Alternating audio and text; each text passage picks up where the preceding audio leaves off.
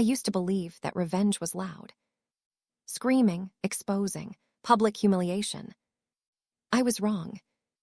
Real revenge is quiet. It waits. It learns. And by the time it moves, no one recognizes it. This started 3 years ago, on a Tuesday afternoon that felt painfully ordinary. I remember because I was folding laundry. Not metaphorically, not dramatically. Just socks, towels, one of his shirts. My phone buzzed on the coffee table. I almost ignored it. Unknown number. You don't know me, but you deserve to know what your husband is doing. I stared at the message longer than I should have. Long enough for my chest to tighten, like my body already knew before my mind did. I typed back one word. Who? 3 dots appeared, disappeared, appeared again. Then came a photo. My husband. My sister. In a hotel room I didn't recognize. She was wearing the necklace I'd given her for her birthday. I didn't scream. I didn't cry. I sat down on the floor, laundry spilling everywhere, and waited for my hands to stop shaking. Another message followed. They've been together for almost a year. I thought you should know. Almost a year. A year of family dinners, holidays, game nights. A year of smiling across tables, passing dishes, hugging goodbye. A year of lies. I asked for proof. More came, messages, dates, receipts. A timeline so detailed it felt rehearsed. That should have been the moment I confronted them. It was. Instead, I cleaned up the laundry. I cooked dinner that night. I kissed my husband on the cheek. I asked my sister about her job. I laughed when I was supposed to laugh. They had no idea I knew. And that was the first mistake they made. My husband, Daniel, always said I was too nice. My sister, Lee, used to joke that I was emotionally soft. They mistook kindness for fragility. They didn't see how observant I was. How patient. How good I was at remembering details. I started paying attention. Who texted first? Who covered for whom? Who lied easily and who hesitated? Daniel deleted messages. Lee didn't. Lee slipped up in conversation. Daniel stayed disciplined. That told me something important. This wasn't a moment of weakness. It was a plan. And plans leave trails. 2 weeks later, my mother invited us all to dinner. Family night, mandatory attendance, no excuses. Lee arrived late. Daniel arrived early. They never sat next to each other. Too careful. But when my mother left the room, Lee leaned close to me and whispered, "Are you okay? You've been different." I smiled. "I'm just tired." She studied my face like she was searching for cracks, for guilt, for suspicion. She found none.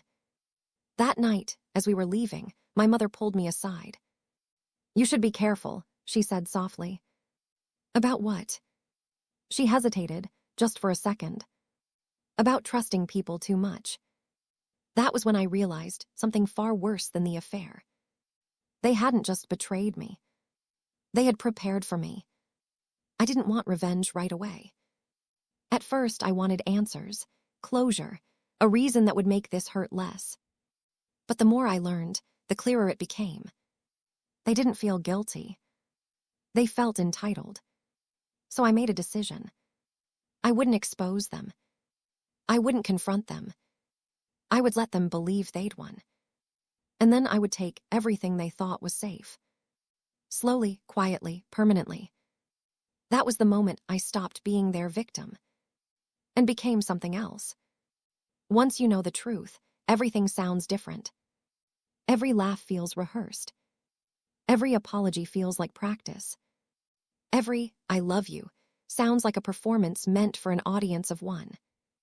I became very good at pretending I was still watching the show, while secretly reading the script.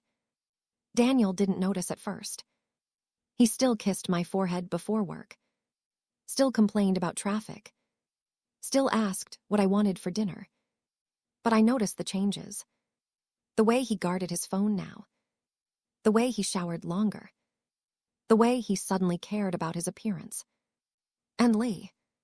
She started overcompensating. Calling me more. Texting me randomly. Inviting me out, just as sisters. Guilt does that to people. It makes them loud. Daniel handled our finances. That was our agreement. He was better with numbers. I trusted him, completely. So when I asked one night, casually, gently, "Can you show me how much we've saved?" He froze. Not dramatically. Just long enough. "Why?" he asked. I shrugged. "I don't know, I just want to feel more involved." He smiled, the practiced one. Of course. But he didn't show me that night. Or the next. Or the next. That's when I knew there was more. So I did something I'd never done before. I checked his laptop while he slept. I wasn't proud of it. But I wasn't sorry either. I found the account in less than 10 minutes. A separate savings account. Opened 8 months ago. Joint name, no. Beneficiary. Lee. I sat there in the dark, screen glowing, heart pounding, and finally understood the scale of it. This wasn't just an affair. This was planning a future without me, while using my present to fund it. The next morning, I didn't confront him. I transferred money. Small amounts at first. Nothing noticeable. Groceries, gas, mistakes. I opened an account in my own name. One he didn't know about. Every week, a little more. It felt wrong. And then it felt necessary. And then it felt empowering. I wasn't stealing. I was reclaiming. Lee slipped up 2 weeks later. We were shopping. She was unusually nervous. "You and Daniel seem really good lately," she said. "Are we?" She smiled too fast. "Yeah, I mean you seem happy." I stopped walking. "Why wouldn't I be?" She looked away. "No reason." That's when I decided to test her. "You know," I said lightly, "Daniel been talking about big changes. Maybe moving." Her head snapped back to me. "Moving," she repeated. I watched her face carefully. Surprise. Fear. Relief. All in the wrong order. It was my father. Quiet, observant. The kind of man who speaks rarely but remembers everything. He called me one night. "Are you safe?" he asked. "Yes," I said. "Why?" A pause. "Because people who smile too much are usually hiding something." I didn't answer. He didn't push. But that was the moment I realized. Not everyone was blind. And that made my next move riskier. People always ask that later. Why didn't you just walk away? Because walking away lets them control the ending. I didn't want to survive. I wanted to rewrite the story. And I needed them comfortable to do it. A month later, Daniel surprised me. A weekend trip. A resort. No phones, just us. He said it was to reconnect. I said yes. Because I already knew what he was planning. And because sometimes, the best revenge is letting someone think they're in control. Right before you take it from them. The resort was beautiful. That was the cruel part. Soft lights, ocean air, polite staff who smiled like nothing in the world could be wrong. Daniel held my hand like he used to, like muscle memory was doing the work his conscience couldn't anymore. "I missed this," he said, squeezing my fingers. I smiled back. "I know." That smile cost me more than I expected. The first night went smoothly, too smoothly. Dinner, wine, laughter, stories from when we first met. He was nostalgic in a way that felt rehearsed. Like someone saying goodbye without using the word. Back in the room, he showered first, left his phone on the nightstand. Face up. Unlocked. That alone told me everything. Daniel never left his phone unlocked. Ever. I stared at it while the water ran. I told myself not to touch it. I touched it. There was one unread message. From Lee. Did you tell her yet? That was it. No emoji. No context. Just enough to destroy what little doubt I had left. My hands didn't shake this time. I opened the thread. And there it was. Not flirting. Not secrecy. Strategy. They talked like coworkers planning a merger. We just need to get through the trip. She's distracted. She trusts you. Once the account is finalized, we can move fast. Move fast. Like I was a house being sold, not a wife being betrayed. Then I saw the message that made my stomach drop. She'll understand eventually. She's always been reasonable. I locked the phone, sat perfectly still, and felt something snap, not loudly, not dramatically, but permanently. Later that night, Daniel fell asleep quickly. I didn't. Around 2 a.m., I heard voices in the hallway. Muffled, quiet, familiar. I opened the door just enough. Daniel was standing outside, phone pressed to his ear. I know, he whispered. I hate doing this here, but she insisted on coming. Pause. No, she doesn't suspect anything. Pause. Yes, the money's almost moved. Then the sentence that erased any remaining mercy I had left. I just need to keep her calm until everything's done. Calm. Like I was a dog. Or a problem. He went quiet, listening. Then he said, I love you. Not to me. I closed the door silently, sat on the edge of the bed, and waited for him to come back inside. When he did, he kissed my shoulder and whispered, I love you. I didn't respond. He fell asleep within minutes, and I realized something terrifying. I didn't feel sad anymore. I felt organized. At 6 a.m., while he slept, I finalized everything. I transferred the rest. Not all of it. Just enough. Enough that the original account looked untouched at first glance. Enough that when it was discovered, it would feel like a mistake. Enough to give me options. I also sent one email. To a lawyer. Subject line, just in case. That afternoon, by the pool, I did something risky. I said, do you ever feel guilty about anything? Daniel froze. Just for a second. Then he laughed. What kind of question is that? I don't know, I said. Sometimes I worry I trust people too easily. He reached for my hand. You trust me, right? I looked at him. Really looked. And said, I do. The relief on his face was instant. That's when I knew I had him. That night, I messaged Lee. Just one line. We need to talk when I get back. She replied within seconds. About what? I typed slowly. Daniel. 3 dots appeared. Disappeared. Appeared again. Then nothing. That silence told me something new. This wasn't just Daniel's plan. It wasn't just Lee's fantasy. Someone was lying to someone. And I was finally curious enough to enjoy it. Revenge isn't loud at first. It's quiet. It's patient. It's the moment you realize you're no longer reacting. You're arranging. And by the time they notice the change, they're already standing exactly where you need them. We got back on Sunday night. Daniel unpacked like nothing had changed. Hummed while folding clothes. Kissed my cheek when he passed me in the hallway. I watched him carefully. People always think guilt looks like panic.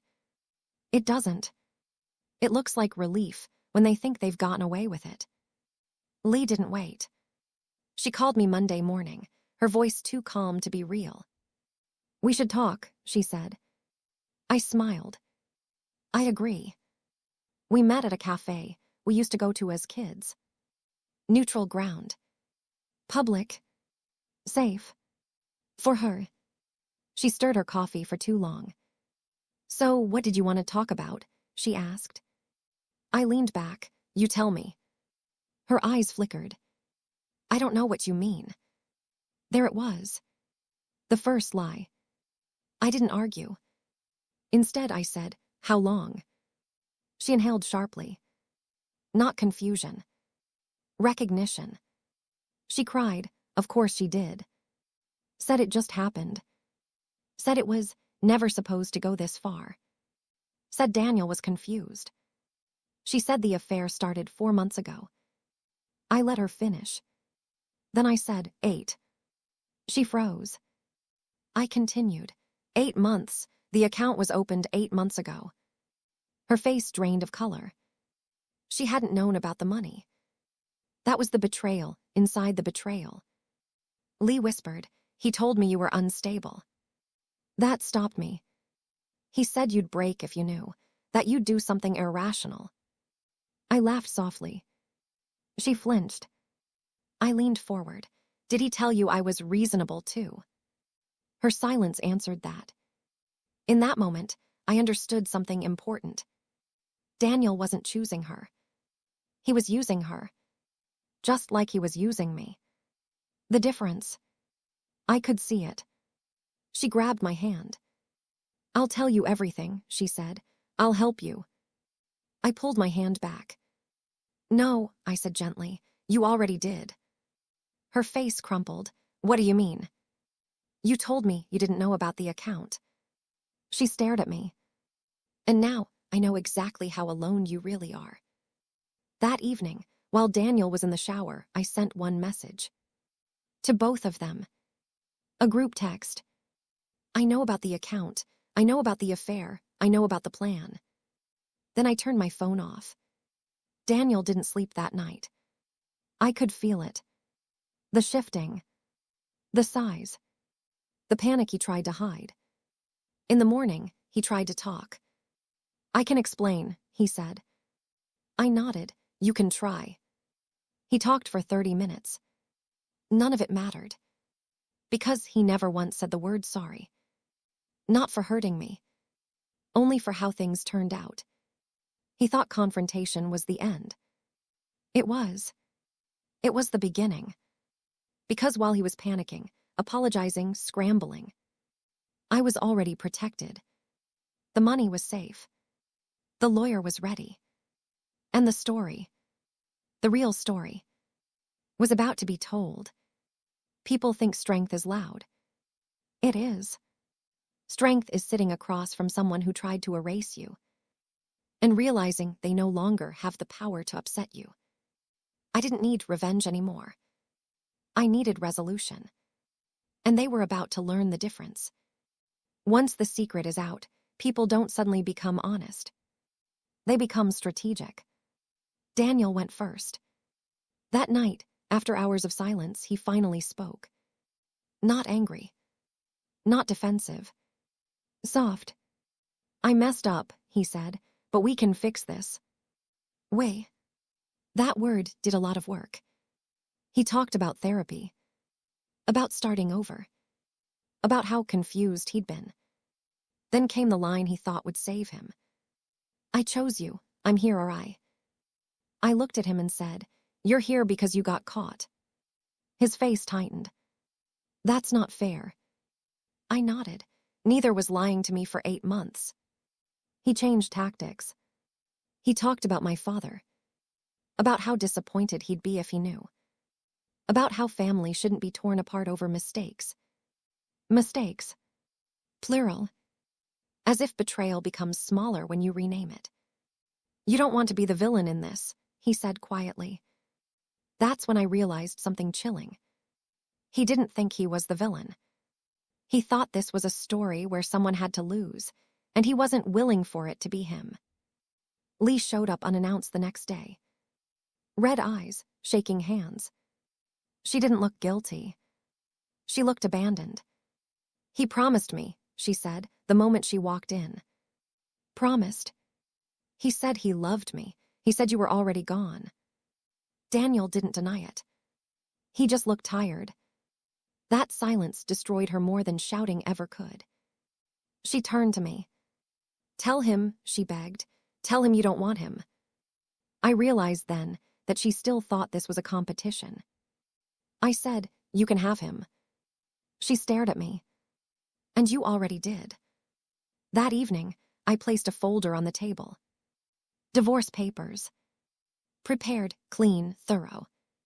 Daniel stared at them like they were written in a foreign language. You planned this, he said. Yes, I replied. He laughed bitterly. So this was revenge. No, I said calmly. This is boundaries. Lee lost it. You said she'd forgive you, she yelled at Daniel. You said she was weak. Weak. I watched his face collapse. He finally snapped back. You were supposed to be discreet, he shouted. You pressured me. They argued like I wasn't even there. Two people scrambling to blame each other. While standing in the ruins they built together. That's when I stood up. I didn't come here to watch you fight, I said. They went quiet. I came here to tell you I'm done carrying your secrets. Daniel whispered, please don't do this. I smiled sadly. I already did. The lawyer had already filed. The bank had already flagged the account. And the messages. Saved, backed up, documented. I wasn't destroying them. I was stepping out of the blast radius. There's a moment in every betrayal where you stop asking why. Because why doesn't matter anymore. All that matters is what you allow next. And I allowed nothing. The papers were served on a Thursday. Not dramatically. Not publicly. Just a knock on the door Daniel wasn't expecting. I wasn't home when it happened. That was intentional. He didn't call me. He called Lee.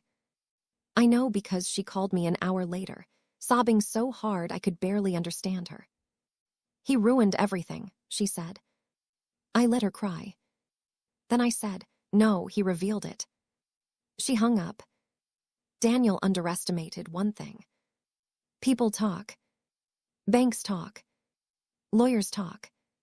Family talks. My father found out first. Not from me. From Daniel's boss. Apparently, Daniel had been distracted. Missed deadlines. Snapped at coworkers. When people unravel, it shows everywhere. My father didn't yell. He did confront. He simply said, you failed my daughter. Daniel couldn't look at him. The flagged account triggered a review. Nothing illegal. But enough questions to slow everything down. Transfers frozen. Explanations required. The future Daniel planned. Stalled. Lee's calls became frantic. What am I supposed to do now? She asked me. I answered honestly. I don't know. That's not my responsibility. That sentence felt heavier than any insult I could have thrown. Daniel told everyone I was cold. Lee told people she was misled. They framed themselves as victims of circumstances. It almost worked. Almost. Because stories fall apart when too many people know different versions. He came home to find the apartment empty. Not trashed. Not dramatic. Just hollow. My things were gone. The photos. The notes. The evidence that I had ever centered my life around him. He sat on the floor and cried. I know this because he told me later. He said, it finally felt real. I sent him one final text. Please don't contact me again unless it's through lawyers. He replied immediately. I still love you. I didn't answer. Love that arrives after destruction isn't love. It's panic. She moved out of her apartment. Lost friends who didn't want to choose sides. Discovered what it feels like to be someone's secret instead of their future. She texted me once. I thought he chose me. I replied. He chose himself. Revenge doesn't feel triumphant. It feels quiet. It feels like waking up without knots in your stomach. It feels like space. I didn't win. I exited. And that's something people who hurt you never expect. One night, weeks later, I realized something. I wasn't angry anymore. I wasn't replaying conversations. I wasn't checking my phone. I was just done. That's when I knew the revenge was complete. Not because they suffered, but because I was free. 3 months passed. That's how long it took for the noise to fade. No messages. No updates from friends. No secondhand drama. Just quiet. The kind of quiet that feels unnatural at first, like your ears are ringing because they're used to chaos. I moved into a smaller place across town. New routine, new grocery store, new routes home. I stopped telling people my story. Not because it hurt, but because it no longer felt like mine to explain. The call came on a Wednesday evening. Unknown number. I let it ring twice. Then 3 times. Something told me to answer. "I'm sorry to bother you," a woman said. "My name is Rachel. I don't know how to say this, but I think we need to talk about Daniel." My stomach didn't drop. That surprised me. We met the next day. She was younger than me. Quieter. Nervous. She told me she'd been seeing Daniel for 4 months. 4. Overlapping with Lee. Overlapping with the resort trip. Overlapping with the divorce filing. "He said he was separated," she whispered. "He said you were unstable." That word again. Unstable.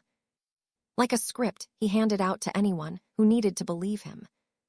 She showed me the messages. Different tone. Same manipulation. Same promises. Same future he never intended to build. That's when it hit me. Lee wasn't special. I wasn't special. We were patterns. Rachel hesitated before speaking again. "There's something else," she said. She slid her phone across the table. A photo.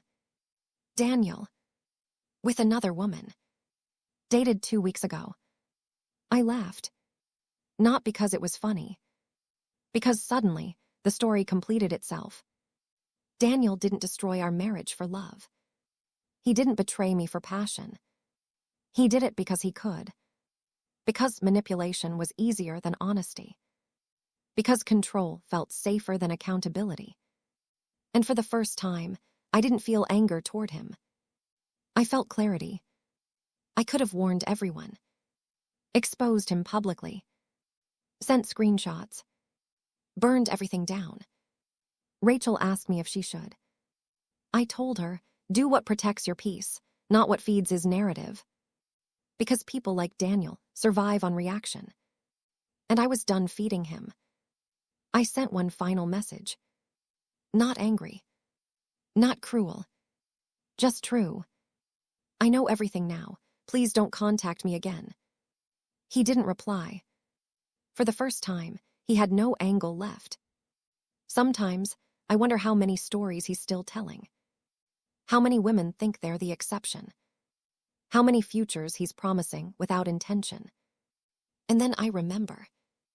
It's not my job to stop him. It's my job to stay gone. People ask if I regret waiting. If I regret not exploding. If I regret letting it play out quietly. The truth. No. Because revenge wasn't what freed me. Understanding was.